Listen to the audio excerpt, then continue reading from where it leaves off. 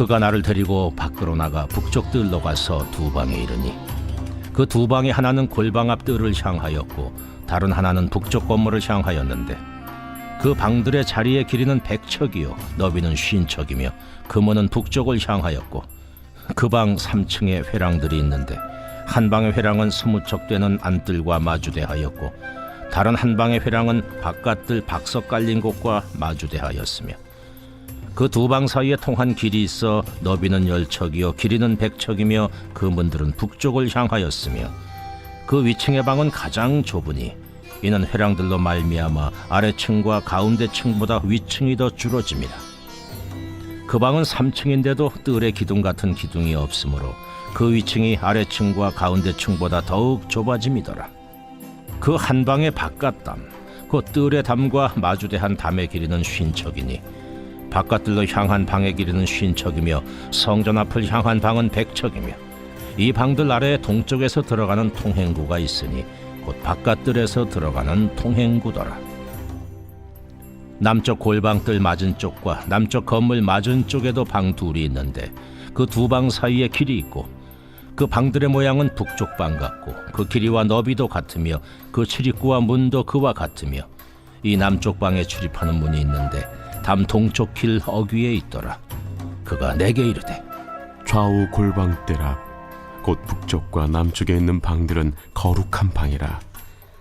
여호와를 가까이하는 제사장들이 지성물을 거기에서 먹을 것이며 지성물 곧 소제와 속죄자와 속건제의 제물을 거기 둘 것이니 이는 거룩한 곳이라.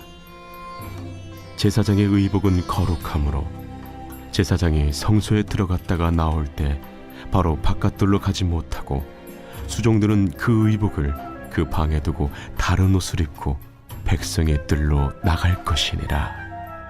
그가 안에 있는 성전 측량하기를 마친 후에 나를 데리고 동쪽을 향한 문의 길로 나가서 사방 담을 측량하는데 그가 측량하는 장대 곧 그 장대로 동쪽을 측량하니 500척이요 그 장대로 북쪽을 측량하니 500척이요 그 장대로 남쪽을 측량하니 500척이요 서쪽으로 돌이켜 그 장대로 측량하니 500척이라.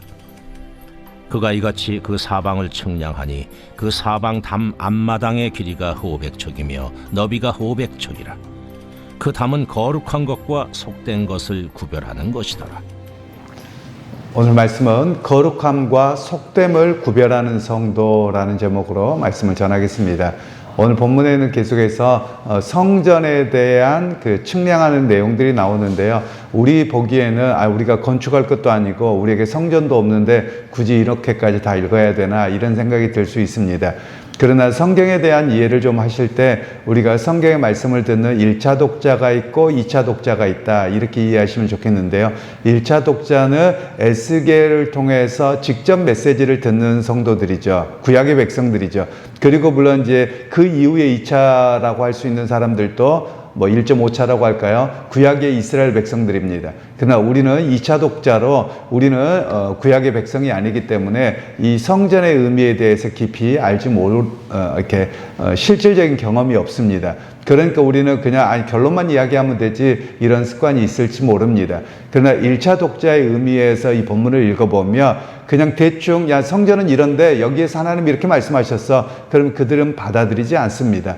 왜냐하면 성전의 구체적인 그 그림들과 도면들이 나오면 그들은 이 몇 척 기까지 이야기하는 걸 보면 솔로몬 성전 때하고 똑같은 성전이네, 모든 게 다 정확하게 맞네, 이렇게 될 거거든요. 그런데 우리는 그 그림이 없고 본 적이 없고 이러기 때문에 그냥 성전이면 성전이지 이렇게 생각을 하기가 쉽다라는 말씀입니다.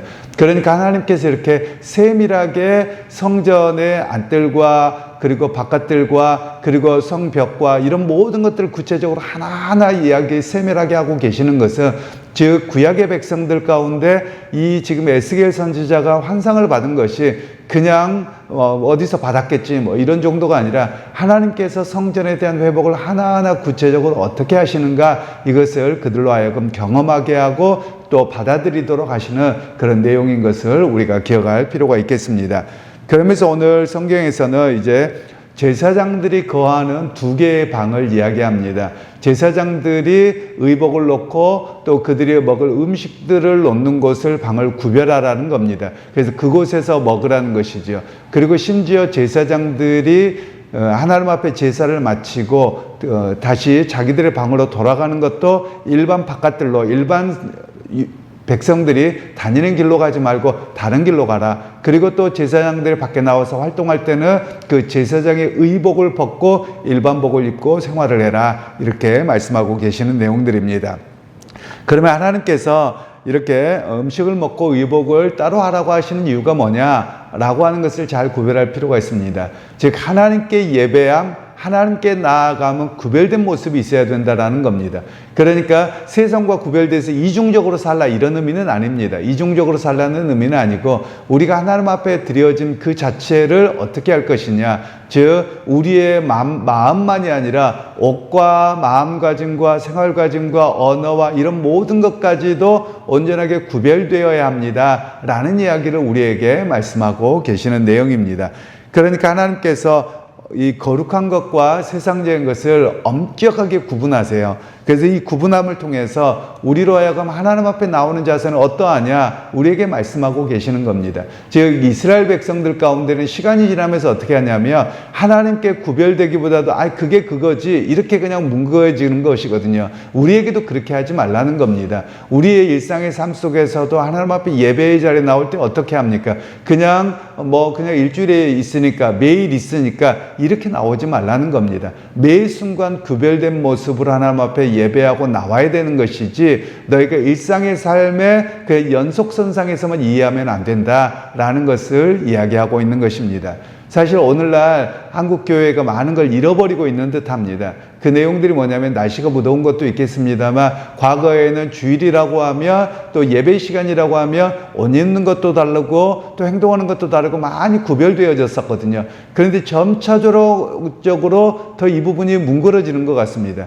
그러니까 우리가 보통 그냥 옷은 다 똑같은 거지 너무 쉬운 이야기로 가는 겁니다. 심지어 과거에는 예배당도 강단에 이렇게 다른 분들은 못 올라오게 하고 이런 엄격한 구분들이 있었거든요. 그런데 오늘날은 마치 무엇을 깨뜨리기만 하면 괜찮은 것이냐 다 이런 모습으로 살아가고 있는데 이런 모습 속에서 우리가 잃어버리고 있는 것은 거룩을 잃어버리고 있는 겁니다. 거룩이란 말은 구별됨이죠. 그러니까 하나님 앞에서 예배하는 시간을 구별해야 될 시간만의 문제가 아니고 마음만의 문제가 아닙니다. 즉 마음이라고 하는 것은 우리가 어떤 옷을 입고 어떻게 행동하느냐에 따라서 구별되어지는 것이거든요. 그렇게 온전하게 다 구별되도록 그렇게 말씀하고 계시는 내용입니다.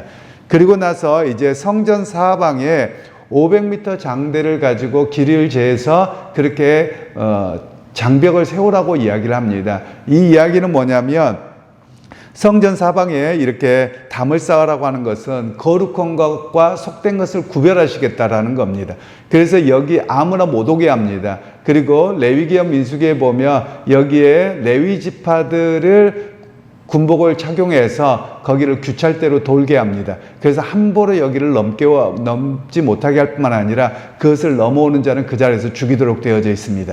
이 이야기는 하나님께서 너희가 하나님 앞에 나옴을 구별하지 않고 대충 그냥 그게 그거지 그렇게 살지 말라는 것을 우리에게 이야기를 하고 계시는 겁니다.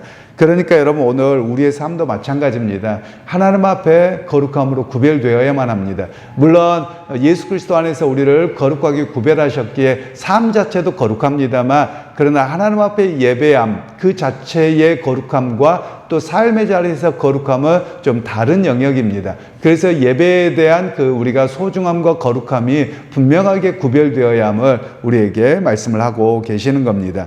그러면서 오늘 우리에게 거룩한 신앙의 의복을 입어라 이렇게 표현할 수도 있는데요. 거룩한 신앙의 의복을 입은 사람들은 우리가 세상과는 분명히 구별되어야만 합니다. 세상 사람들과 오늘날은 구별이 너무 안 돼서 문제입니다. 과거에 로마 시대 때 초기에나 이런 경우 보면 기독교가 핍박이 있을 때는 기독교인들 옷을 따로 입혔습니다. 그래서 이 사람들은 어디를 가든지 기독교인들 차별받기 위해서 차별하기 위해서 옷을 그렇게 입혔거든요. 근데 그걸 감당했다라는 겁니다. 오히려 그것이 내게 그리스도의 십자가의 옷이요 이렇게 하고 살았거든요. 오늘 우리에게도 마찬가지입니다.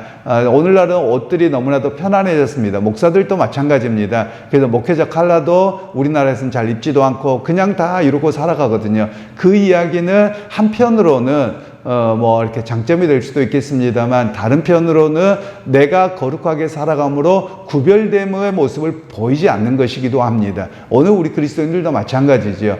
그래서 여러분 우리가 기억할 필요가 있습니다. 특별히 예수 믿는 사람들은 옷을 잘 입어야 됩니다. 옷을 잘 입어야 된다는 말은 좋은 옷을 입어라 이런 이야기가 아닙니다. 옷을 구별되게 입어야 되고 다른 사람들보다 더 정결하게 입어야 되고 그것을 통해서 다른 사람들에게 추한 모습이 되지 않도록 해야 된다는 겁니다.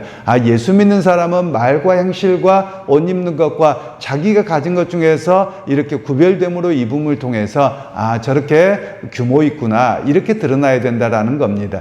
그러니까 여러분 제가 주일학교 목사를 할 때 이렇게 고등부를 할 때인데 아이들에게 거룩함으로 구별되게 해서 하나님 앞에 나와야 된다. 그랬더니 아이들이 추리닝을 입고 오는 겁니다. 그리고 일본식 겟다 세르파를 신고 오는 거예요. 그래서 이게 뭐 하는 거냐 너네들. 그리고 혼을 냈더니 하는 이야기가 뭐냐면 목사님 우리에게는 이게 최고의 옷이에요. 세계주로 올라가는 거가 아이들에게 최고 유행을 최고 격식 갖추는 거예요. 그래서 그렇게 이야기하는 겁니다. 그래서 그건 말이 안 되는 이야기다. 추리닝은 언제 입는 거냐? 운동할 때 입는 옷이다. 분명히 다른 거다.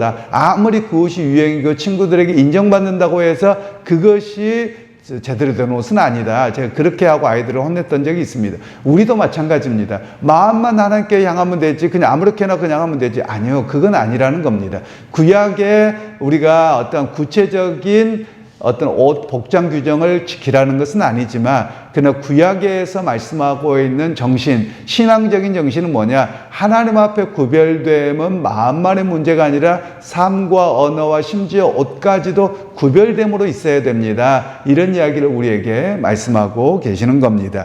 그리고 나서 우리에게 또 이야기하고 있는 것은 성도들은 영적 담을 쌓아야 된다. 세상과 구별된 영적 담을 쌓아야 된다. 이렇게 말할 수 있습니다. 물론 영적 담을 쌓아서 그냥 나는 교회 안에서만 산다. 이런 이야기를 말하는 것은 아닙니다.